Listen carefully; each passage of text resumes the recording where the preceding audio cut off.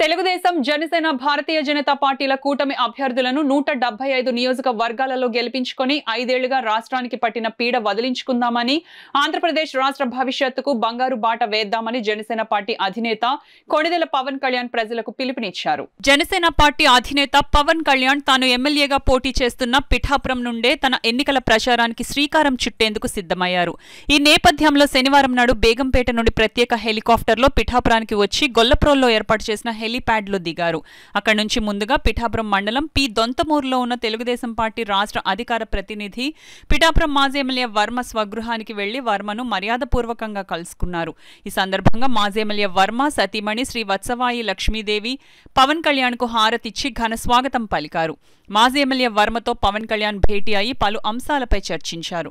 ఈ సందర్భంగా మాజీ ఎమ్మెల్యే వర్మ మాట్లాడుతూ పవన్ కళ్యాణ్ ను పిఠాపురం నియోజకవర్గంలో అత్యధిక మెజారిటీతో గెలిపించుకుందామని ప్రజలకు పిలుపునిచ్చారు.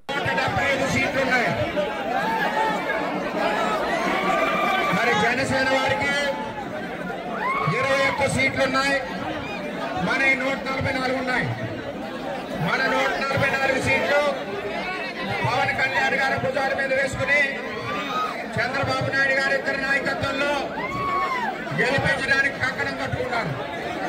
అదేవిధంగా 21 సీట్లలో మన తెలుగుదేశం పార్టీ, మన చంద్రబాబు నాయుడు గారు, మన పవన్ కళ్యాణ్ గారి యొక్క అభ్యర్థులందరినీ గెలిపించవలసిన బాధ్యత కూడా మనందరి మీద ఉందని మీ అందరికీ తెలియజేస్తున్నాం. ప్రతి ఒక్కరూ మన పిఠాపురం నియోజకవర్గంలో జనసేన తెలుగుదేశం జెండా ఎగరవేయాలని చెప్పి మీ అందరినీ కోరుకుంటున్నాం.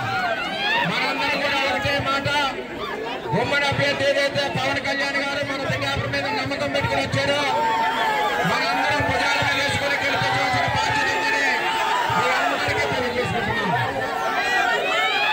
చంద్రబాబు నాయకత్వం, పవన్ కళ్యాణ్ గారి నాయకత్వం.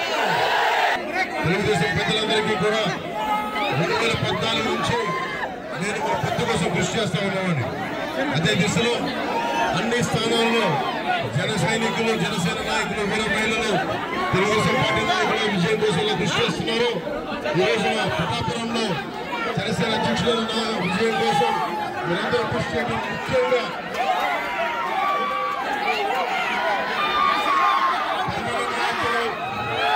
వర్మ గారు